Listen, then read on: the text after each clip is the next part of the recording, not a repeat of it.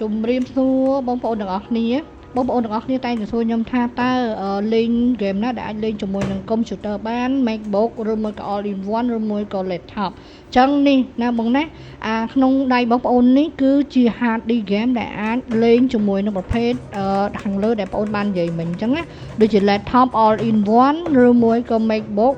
អីបានទាំងអស់នេះមួយឈុតវាមានខ្សែនេះសម្រាប់ដោតទូចំពោះការតម្លើងអីអត់ប្របាទេហើយមួយឈុតវា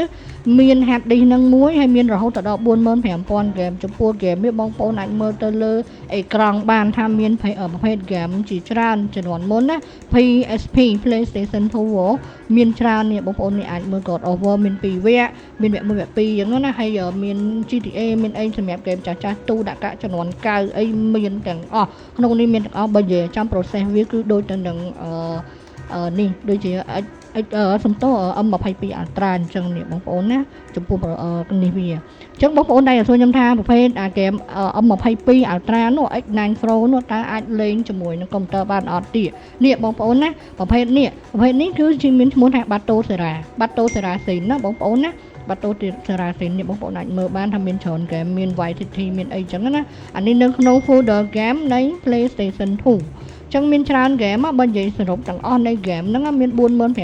គេមជាងបងប្អូនហ្គេមទូដាក់កាក់ចាក់កាសែតចំនួន9មានទាំងអស់បងប្អូនចង់លេងមួយណាគឺនៅក្នុងមួយនឹងបានអាចលេងលើ laptop នេះវគ្គនេះគឺ WWE ឆ្នាំ2006អាហ្នឹងសម្រាប់អាហ្នឹងកាលមុនយើងលេងនៅលើ PlayStation 2 3ហ៎អញ្ចឹងឥឡូវគឺមាននៅក្នុង Battle Serafin ប្រភេទនេះគឺយើងសម្រាប់ភ្ជាប់ចូលលេងទៅជាមួយនឹងប្រភេទកុំព្យូទ័រ all in one ឬមួយក៏ laptop MacBook ណាបងប្អូនណាមួយទូគឺអត់បានទេសម្រាប់ដៃវាគឺដូចបង្ហាញនៅក្នុងវីដេអូនេះតែម្ដងគឺមាន4ពណ៌ពណ៌ក្រូចបែបម្ចាស់ណាទទួលបាន2ទទួលបានដៃមួយគូបងប្អូនហើយពណ៌ប្រផេះសនិងពណ៌ខ្មៅសម្រាប់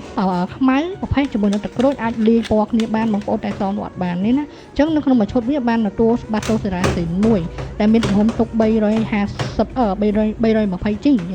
បងប្អូនណាហើយមានហ្គេមប្រភេទធំច្រើនអញ្ចឹងមួយឈុតវាទទួលបានដៃចំនួន1គូហ្នឹងតម្លៃត្រឹម55នោះ free សេវាដឹកមកចាំបងប្អូនទិញជាមួយនឹង game stick ដូចចំនួនមុននេះចង់បានឆាតណាបងប្អូនណាសម្រាប់ Battle Serafin បែបនេះ